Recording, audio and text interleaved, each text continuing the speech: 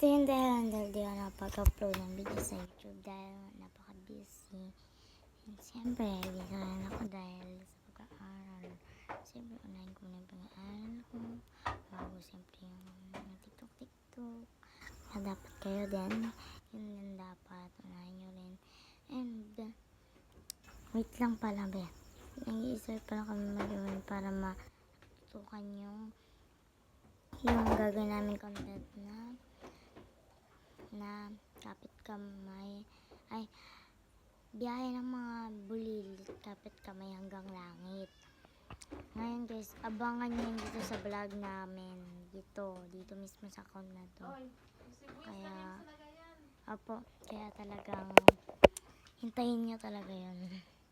Kaya hintayin nyo kasi matagal yan masyado. Hintayin nyo